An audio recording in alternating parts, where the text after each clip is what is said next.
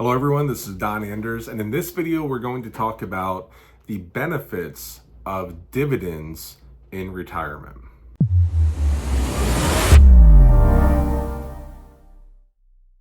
Okay, so for those of you who have been working for a long period of time and you've been contributing to your 403B or 457 or whatever it might be, you might notice that over, that long period of time, your account's gone up, which is great. It should have. If it hasn't, you want to meet with somebody and review it, but it should have been increasing for a few different reasons. Number one, if your money is in a good investment, like the stock market or something like that, over a long period of time, that's going to get you a decent amount of return. But on top of that, you're also contributing to your account every single paycheck, right? So usually twice a month.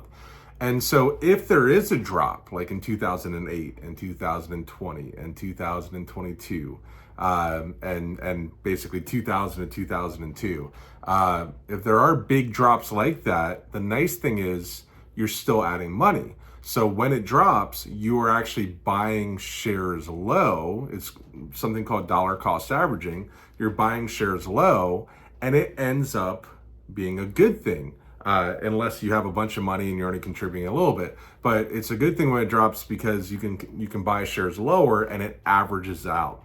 Now, when you retire, what's the issue there? You're no longer contributing anything, right? You're no longer accumulating money.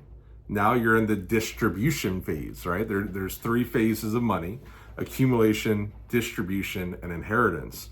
When you retire, you're going from that first one where you're accumulating to the second one where you're distributing. And even if you don't plan on taking money out of your account, eventually for drop, for 403B, 457, 401k, those types of accounts, IRAs, you have to start distributing the money. Right now it's age 73, it's going up to age 74 eventually, but you eventually have to start taking money out. So what happens if you have $500,000, let's say you have $500,000 and your account drops by half? Well, you have $250,000 now, right?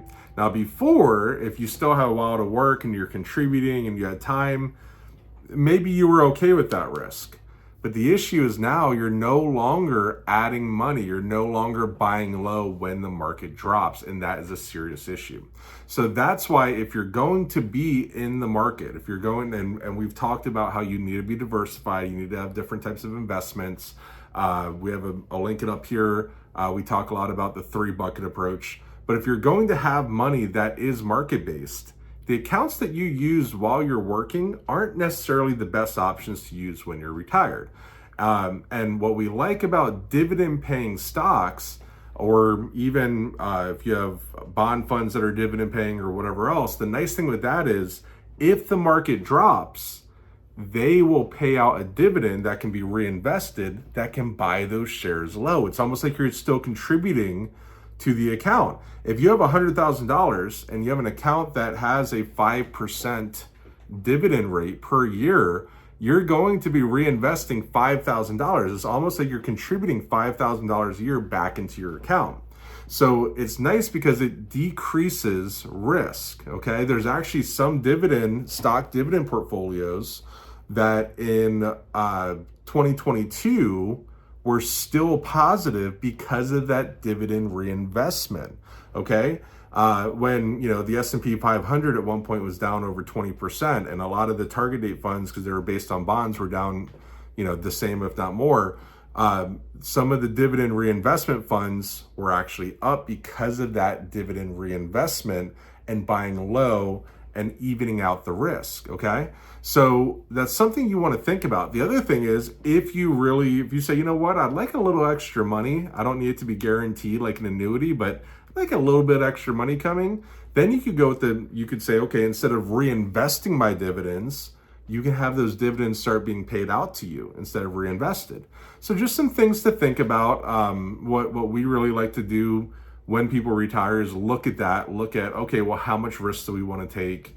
Are we using dividend portfolios right now in your current strategy? Do we want to switch that over?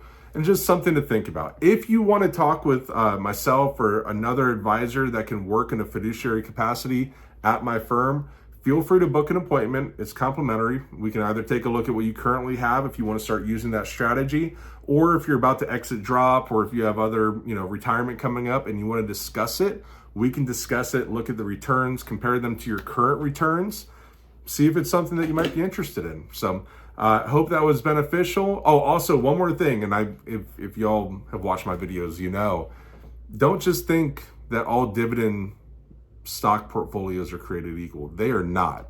There's amazing ones and then there's not so good ones.